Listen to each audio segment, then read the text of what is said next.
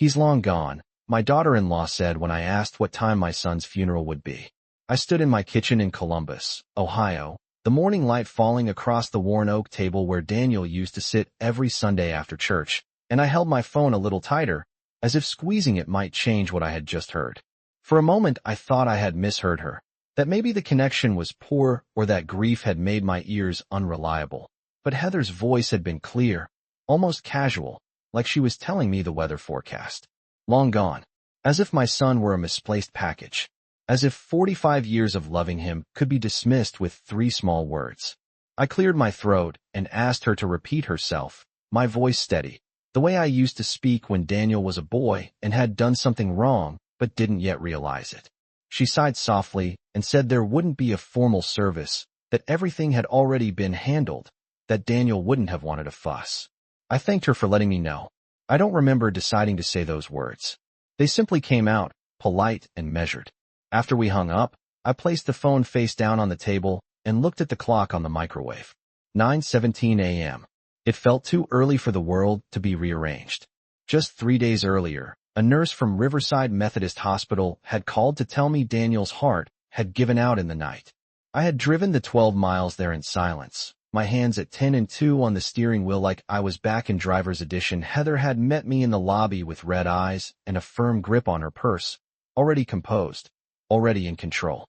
She told me I couldn't see him because they were preparing the room, because paperwork needed to be signed, because it was better to remember him the way he was.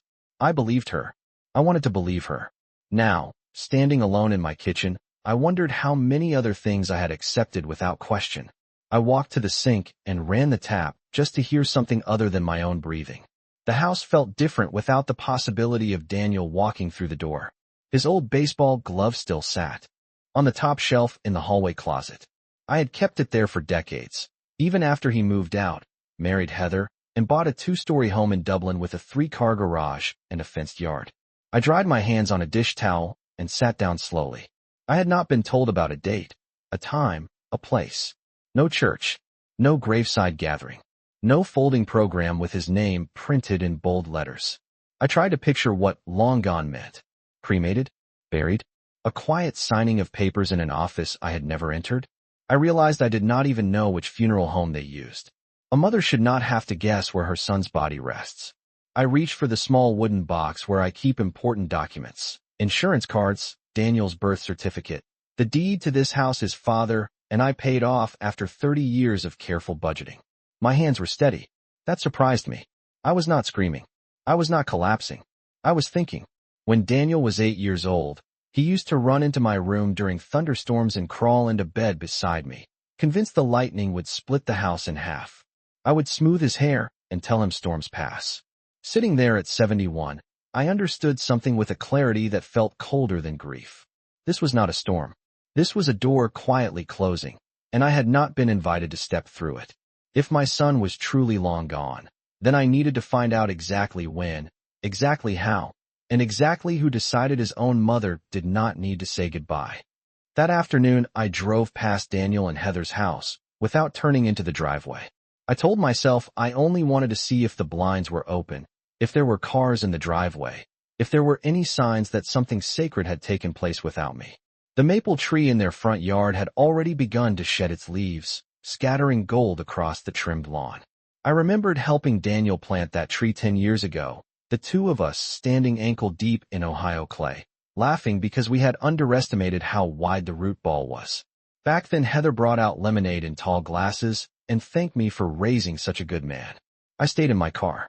Now, engine running, hands resting on the steering wheel, and realized I did not know whether my son had been buried under open sky or reduced to ashes in a quiet room. I did not know whether a pastor had spoken his name or whether silence had swallowed it whole. The next morning I called 3 funeral homes within a 20-mile radius. I kept my voice calm and introduced myself as Daniel Whitmore's mother. The first 2 had no record. The third placed me on hold for nearly a minute before a soft male voice returned and confirmed that arrangements had indeed been made 2 days earlier. A private service. Immediate family only. I thanked him and wrote down the address even though my hand trembled slightly this time. Immediate family only. I repeated the phrase after I hung up. I had carried Daniel for 9 months. I had stayed awake through fevers, school projects, and the long night when he left for college at Ohio State, and called me from his dorm because he forgot how to work the washing machine. I had been immediate family when he scraped his knee, when he bought his first used car, when he stood beside Heather in a navy blue suit and promised forever. Yet somewhere along the line, the definition had shifted, and I had not been informed. I drove to the funeral home that afternoon. The building was modest, brick with white columns and a small American flag near the entrance. The parking lot was empty. Inside, the air smelled faintly of lilies. A receptionist looked up and offered a polite smile that faltered when I gave my name. She disappeared into an office and returned with a folder. She explained that Daniel had been cremated the day before. The ashes had already been released to his spouse. There had been a brief gathering in the chapel, no more than 15 people. I nodded as if she were describing a weather report. 15 people. I wondered who they were. Co-workers. Heather's parents. Friends from their neighborhood. I wondered if anyone had spoken about the little boy who used to insist on pancakes shaped like dinosaurs. I wondered if anyone had mentioned that he once told me, at age 12, that he would always make sure I was taken care of. I did not cry in that quiet lobby. I simply asked for a copy of the program. The receptionist hesitated but eventually handed me a single sheet of heavy paper with Daniel's photograph centered at the top. His name, his dates, a short paragraph about his career and his love of travel. No mention of his childhood. No mention of his father. No mention of me. I folded the paper carefully and placed it in my purse. As I walked back to my car, the October wind felt sharper against my face. Grief settled differently now. It was no longer a wave crashing over me. It was a thin layer of ice forming across something that had once been warm. Someone had decided that my role in my son's life ended before his final goodbye. And I began to understand that if I wanted the truth, I would have to stop waiting for it to be offered to me. That evening I placed the folded program on my dining table and sat across from it, as if it were an unanswered question. The house was quiet except for the low hum of the refrigerator and the distant sound of traffic drifting in from the main road a few blocks away. I read Daniel's name again and traced the printed dates with the tip of my finger. 45 years. It looked smaller on paper than it had felt in real life. I tried to remember the last real conversation we had without Heather in the background, without her voice carrying through the phone reminding him about dinner plans or appointments. It had been in early spring. He had stopped by on a Sunday afternoon, alone, which had surprised me. He stood in this very kitchen, leaning against the counter, staring at the backyard through the window. He told me he was tired. Not physically, but tired in a way that made his shoulders slope forward. I had asked him if work was too much. He said work was fine. Then he changed the subject and asked if I still kept the old paperwork from when his father passed. At the time, I thought it was simple curiosity, a son growing more aware of responsibility. Now, sitting in the same chair months later, I wondered what had truly been weighing on him. Over the next 2 days, I began to notice how many small doors had quietly closed over the past year. I realized that when Daniel had been hospitalized the first time for what Heather called a minor cardiac episode, I had found out from a neighbor who had seen an ambulance. I remembered asking Heather for updates and receiving short text messages that said he was resting, that everything was under control, that I should not worry. I had accepted those words because mothers are trained to believe that access will always be restored eventually. But access had not been restored. It had narrowed. Family gatherings had become smaller. Thanksgiving last year had been hosted at their house, and I had been given a seat at the end of the table rather than beside my son. It seemed like a small thing then. Now it felt like a rehearsal. I opened my desk drawer and pulled out the leather binder that holds my own estate documents. My late husband and I had worked with a local attorney for years, a careful man named Thomas Avery who believed in planning ahead. Daniel had been listed as a secondary contact on several forms. I flipped through the pages slowly. Nothing had changed on my end, but I did not know what had changed on his. The next morning I called Daniel's cell phone, even though I knew no one would answer. It went straight to voicemail, and then to a recorded message in Heather's voice informing callers that the number was no longer active. No forwarding information. No alternate contact. It felt less like a death and more like an erasure. I drove home from the grocery store that afternoon with a bag of apples and a carton of milk, ordinary things for an ordinary week, and realized I had not been told where Daniel's ashes would be kept. On a mantle. In a closet. scattered somewhere I would never see. A mother should not have to imagine such details in the dark. I set the groceries on the counter and stood very still. Grief had shifted again. It was no longer only about losing my son. It was about being gradually removed from the narrative of his life, as if I had been edited out of the final chapter. And I began to understand that this did not start the day he died. It had started long before, in small omissions and careful exclusions that I had mistaken for normal. Distance.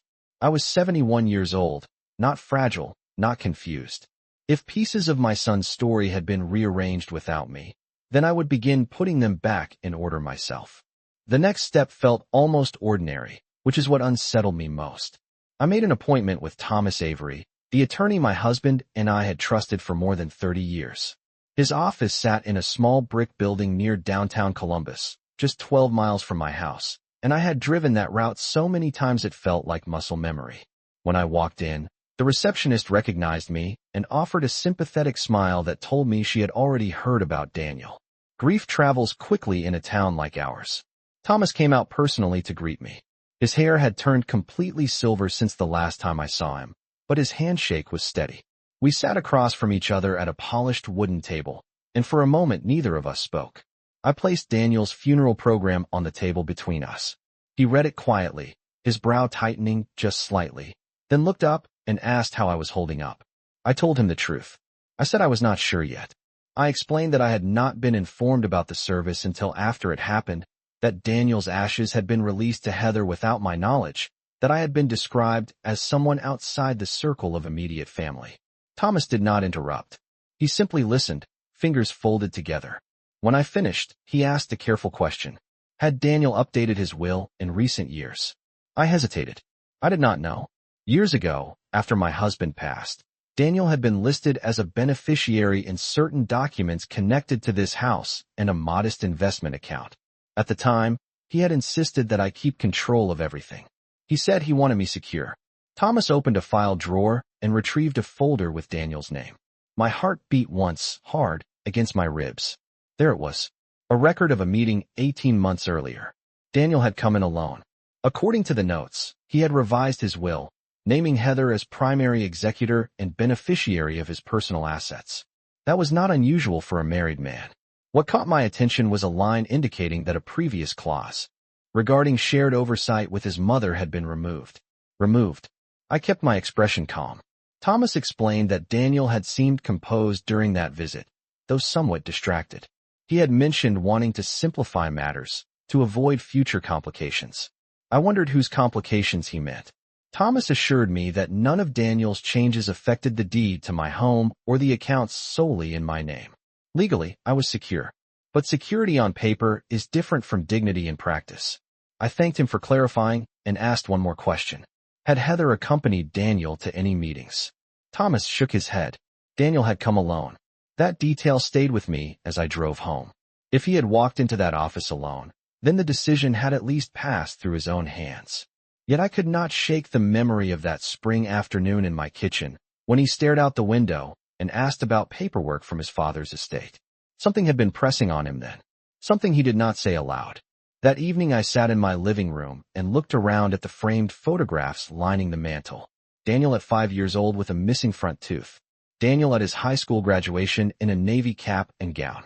Daniel on his wedding day, smiling wide, Heather's hand resting lightly on his arm. I studied that last photograph longer than the others. Her smile was bright. His looked almost careful. It is strange what details surface after someone is gone. I was beginning to understand that my exclusion from his farewell was not an impulsive decision made in grief. It had structure. It had paperwork. And if there was structure, then there were reasons. I folded my hands in my lap and felt something settle inside me. Not anger exactly, but resolve. I had been quiet long enough. If pieces of my son's final chapter had been rearranged, I would read every line that remained. 3 days after my meeting with Thomas Avery, Heather called me for the first time since the brief conversation about the service. Her voice was controlled, almost rehearsed. She said there were a few practical matters to address and suggested I come by the house on Saturday afternoon. She spoke as if we were discussing utility bills or a change of address.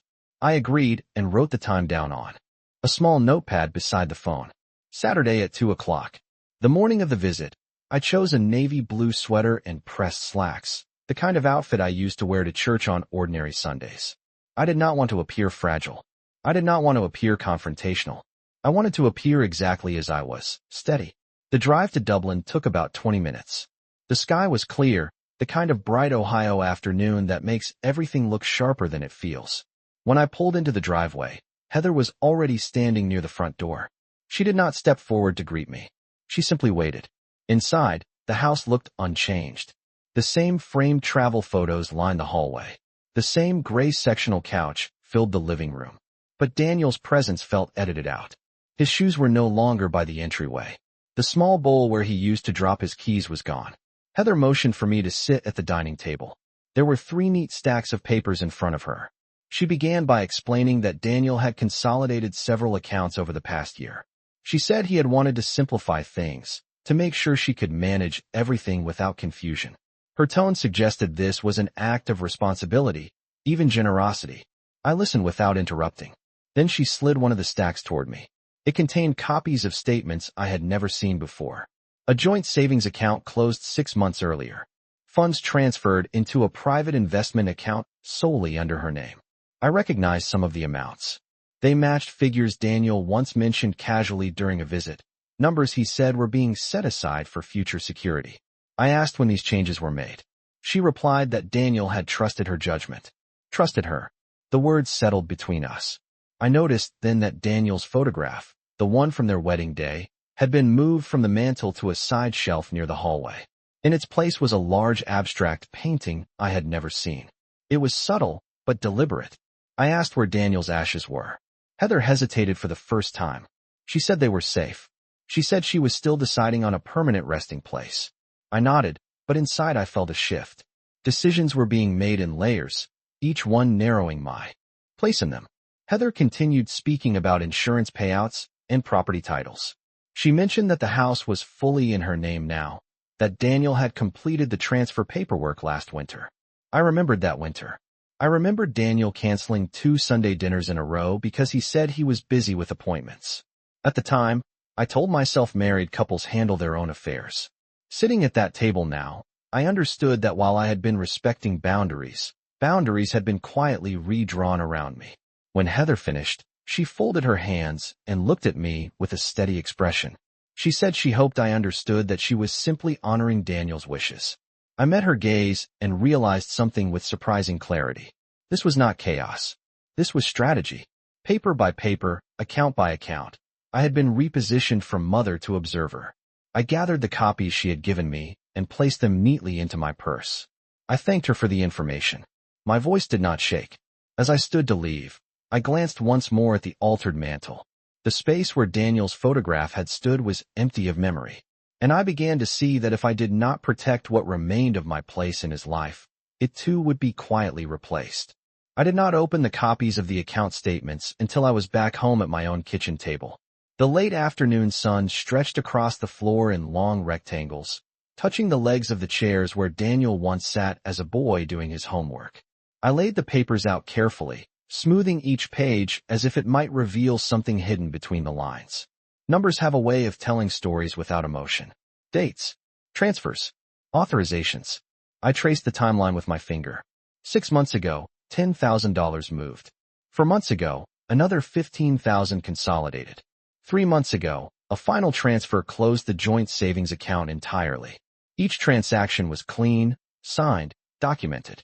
Nothing illegal, nothing dramatic, just quiet redirection. I noticed the dates aligned with periods when Daniel had seemed distracted during our phone calls. I remembered asking him if he was feeling well, and he had laughed softly, saying he was just busy. Busy can mean many things.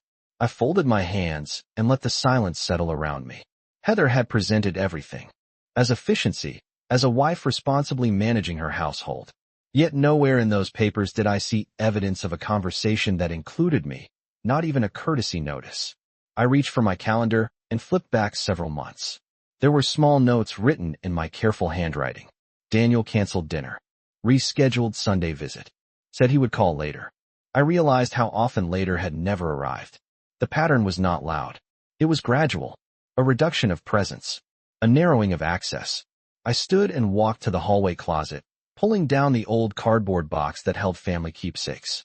Inside were birthday cards Daniel had made for me in elementary school, his handwriting uneven and determined. There were photographs of camping trips in Hocking Hills, of him holding a fishing pole that looked too big for his 10-year-old arms. He used to tell me everything. When he got his first paycheck at 16, he placed it in my hands before depositing it, proud and slightly embarrassed. The son who once shared every milestone had become a man whose financial decisions unfolded beyond my sight. I did not blame him for being married. I blamed myself for mistaking distance for maturity. That evening I called Thomas Avery again and requested a more detailed review of any documents connected to Daniel's estate that could be lawfully shared with me. I kept my tone measured. I was not seeking confrontation. I was seeking clarity. After I hung up, I sat in my living room and looked at the framed wedding photograph once more. I studied Daniel's expression, searching for signs I might have missed. Was there hesitation? Was there fatigue? Or was I projecting my own confusion onto a frozen moment? Outside, a delivery truck passed slowly down my street. Ordinary life continued with quiet indifference. I realized that grief had shifted again. It was no longer only about loss or exclusion. It was about understanding how decisions were shaped in the final year of my son's life. Heather had said she was honoring his wishes. But wishes do not appear in isolation. They are formed in conversations, in pressures, in unseen influences. I folded the statements neatly and placed them back into their envelope. I did not feel anger rising. I felt something steadier than that. Awareness. If paper by paper I had been repositioned, then paper by paper I would examine what remained. I was not fragile. I was not confused. I was a mother who had been quietly moved to the edge of the room, and I intended to step back into the center with facts, not emotion. 2 days after I requested the additional documents, Thomas called and asked if I could come in again. His tone was professional, but there was a weight behind it that told me he had found something worth discussing in person. I drove downtown just after 9 in the morning, the air crisp and thin with the early hint of winter. When I stepped into his office, he closed the door before sitting down across from me. He placed a single document on the table and turned it so I could read it clearly. It was a transfer authorization form dated 8 weeks before Daniel passed. The form authorized the movement of a remaining balance from a small retirement account into a new investment vehicle managed under Heather's sole direction. Daniel's signature was there. Clean. Steady. But what caught my attention was the witness line. It had been signed by someone from the financial firm, not by family. Thomas explained that this was legal and properly executed. However, he pointed out something else. In the margin, there was a handwritten note initialed by Daniel requesting expedited processing due to anticipated health changes. I read that phrase twice. Anticipated health changes. Daniel had never used language like that with me. He had told me he was tired. He had told me work was busy. He had not told me he anticipated anything. I sat very still, my hands folded in my lap. Thomas continued carefully, explaining that based on the timeline, Daniel had made multiple financial adjustments within a 4-month window. It suggested urgency, not panic, not recklessness, just a desire to finalize matters quickly. I asked whether Heather had accompanied him to any of these financial meetings. Thomas shook his head. The records showed Daniel attended alone. That detail settled differently this time. Alone does not always mean uninfluenced. I thanked Thomas for his thoroughness and asked for certified copies of everything. As I left his office, I felt the pieces arranging themselves in a clearer pattern. Daniel had known something about his health before I did. He had moved assets quietly, deliberately. He had removed my oversight. Clause 18 months earlier. Each action formed a sequence. None of them violent. None of them dramatic. Just strategic. On the drive home, I replayed my last visit to the hospital in my mind. Heather had stood close to Daniel's bed, answering questions before he could finish forming them. When I tried to ask the cardiologist about long-term prognosis, she gently interrupted and said they had everything under control. At the time, I interpreted her confidence as devotion. Now I reconsidered it as control. That afternoon, I called the financial firm listed on the transfer form. I introduced myself as Daniel Whitmore's mother and requested confirmation of the account's current status. The representative informed me that due to privacy regulations, they could not release details without authorization from the account holder or executor. Executor. That word circled back to Heather. Legally, she held the authority. Emotionally, I still held the history. I hung up and stood by the window overlooking my small backyard. The maple tree there had lost nearly all its leaves, the branches exposed and unguarded against the sky. I realized that I had been waiting for grief to soften Heather's decisions, to create an opening for inclusion. But inclusion had not been forgotten. It had been structured out. Daniel's final months had been organized around consolidation, transfer, and closure. Whether those decisions were shaped by fear, persuasion, or practicality, I did not yet know. But I understood this much with clarity. If I wanted to honor my son honestly, I could not remain passive. Paperwork had been used to redraw my place in his life. Paperwork would be how I reclaimed what truth remained. And for the first time since his passing, I felt not only sorrow, but direction. The following week, I requested a face-to-face meeting with Heather, not at her house, not in a space she controlled, but at a quiet coffee shop halfway between Dublin and my neighborhood in Columbus. She agreed after a pause that lasted just long enough to feel calculated. I arrived 10 minutes early and chose a small table near the window where the afternoon light softened the room. When she walked in, she wore a tailored gray coat and carried a leather portfolio tucked neatly under her arm. She sat down across from me without removing her coat, as if she did not intend to stay long. I folded my hands on the table and began calmly. I told her I had reviewed the financial transfers Daniel made in the final months of his life. I mentioned the expedited authorization note referencing anticipated health changes. Her expression did not shift, but she looked down briefly before meeting my eyes again. She said Daniel wanted to ensure I would never be burdened with complicated decisions. Burdened. The word lingered between us. I asked her when Daniel first learned his condition was more serious than he had shared with me. She hesitated this time. Not long. Just enough. She explained that his cardiologist had recommended additional testing nearly 6 months before his passing, and that Daniel had chosen to handle it privately. Privately. I repeated the word softly, not accusing, simply confirming. I told her I was not challenging the legality of any document. I was questioning the absence of transparency. I reminded her that I had been married to Daniel's father for 35 years, that I understood paperwork, that I understood planning. What I did not understand was why I had been positioned as an outsider in decisions that reshaped the end of my son's life. Heather's voice remained composed as she responded. She said Daniel feared worrying me. She said he wanted to spare me stress. I listened carefully and realized something essential. Protection can look very similar to exclusion. When she finished, I opened my purse and removed certified copies of the documents Thomas had provided. I placed them gently on the table between us. I pointed to the timeline of transfers and the removal of my oversight clause. I asked her directly whether these adjustments were Daniel's idea or part of broader discussions about consolidating control. She straightened slightly and said everything was done according to his wishes. I did not raise my voice. I did not accuse her of manipulation. Instead, I asked one simple question. Why was I not informed that his health had declined to the point of anticipating closure? The cafe hummed softly around us. Milk steaming, cups clinking, ordinary life continuing as though this conversation were not rearranging the shape of mine. Heather finally removed her coat and folded it over the back of her chair. Her posture softened, just slightly. She admitted that Daniel had struggled with how to tell me. She said he believed I would insist on being involved in every appointment, every consultation, every decision. She said he did not want his final months defined by worry. I absorbed her explanation without interruption. Then I told her something she had not expected. I told her I would have respected his boundaries if he had spoken them to me directly. What I could not respect was being erased from the narrative entirely. I asked where Daniel's ashes were being kept. She answered that they were in a sealed urn in her home office. I nodded once. I told her I wanted a private moment to say goodbye properly. Not to challenge her authority, not to dispute legal rights, but to honor my place as his mother. For the first time since we began speaking, she did not respond immediately. The silence stretched long enough to feel honest. In that pause, I understood that this was no longer about money or paperwork. It was about acknowledgment, and I intended to claim it with calm clarity, not anger.